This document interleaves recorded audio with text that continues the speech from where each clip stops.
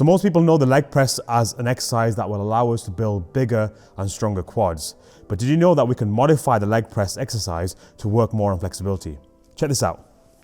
So the first thing we want to do is determine the angle of the bench. Now, most leg press machines will give you an option of adjusting the angle of the seat. The more upright the seat is, the stronger this is going to feel in the muscles underneath the glutes, in the hip flexors, and also going into the abductors. Right, so now that we've adjusted the seat position, we're going to place ourselves in position. So the conventional way of doing this leg press is keeping the legs slightly bent as you are straightening the legs, and then as you bend the knees, you tend to bring the knees into the chest. Now, we're going to make a slight modification to this, and instead of bringing the knees to the chest, what I want you to do is pull the knees out as wide as possible. So we're going into hip abduction and then press back up. Now, depending on how tight the hips are or how weak the hips are in this case, you might want to adjust the safety latch just in case that you want to bail out of the leg press. Okay, so I'm going to pull myself back into position, press up with the leg press, and then we're going to press the knees down, pull the knees apart as wide as possible, go to your end range, and then push back up.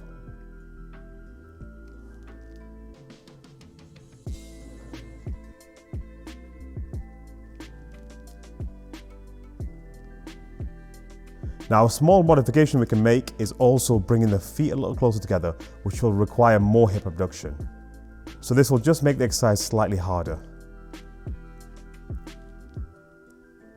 And the final modification is, as we bring the feet a little closer together and we try and pull the knees down, I'm going to just slightly shift the weight onto the outer part of the foot. Now this goes more into external rotation of the hip. Not a lot, but just enough for you to feel it in a different area of the hips. So again, as the leg press goes down, I'm trying to just shift the weight onto the outer part of the feet and then pull the knees down into more of a tailor pose type of movement.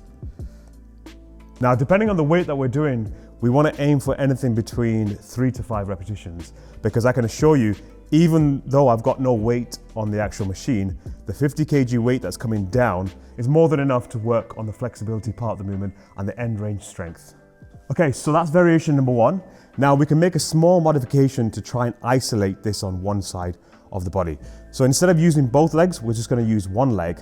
Now this is going to become a lot more intense, so I would only recommend doing this once you've done enough repetitions with both legs and you feel confident that you've got the strength to do it with one leg.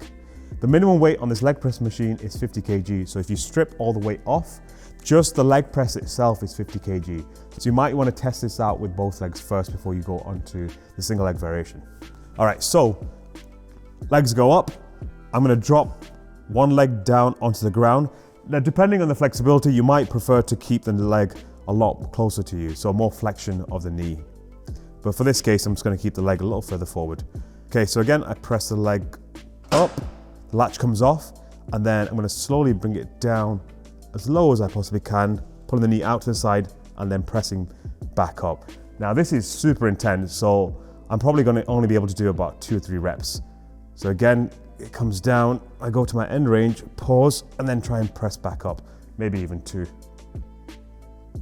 Try one more. Okay, that'll do. You'll be surprised how intense it becomes when you switch just to the single leg. Right, onto the other side.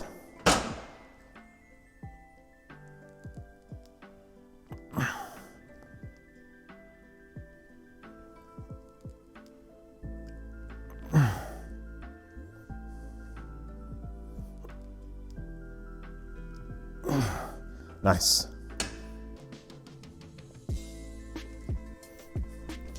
Good, so a couple of tips when we're doing this. The first thing is, if you're struggling with hip abduction, meaning that you're struggling to pull the knees apart, then what I recommend you do is turn the feet slightly outwards. That way, this will allow you to go into a bit more hip abduction and it'll just create more space for you to focus on pulling the knees apart.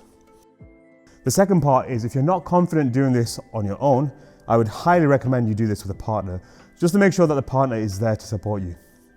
Thirdly, as I've mentioned, when you're doing this, we want to make sure we are working with our range of motion. It's not about the weight, it's about how deep you can go into the movement. So work with your range of motion, and as you slowly start to build strength and flexibility in the hips, see if you can go a little deeper per repetition.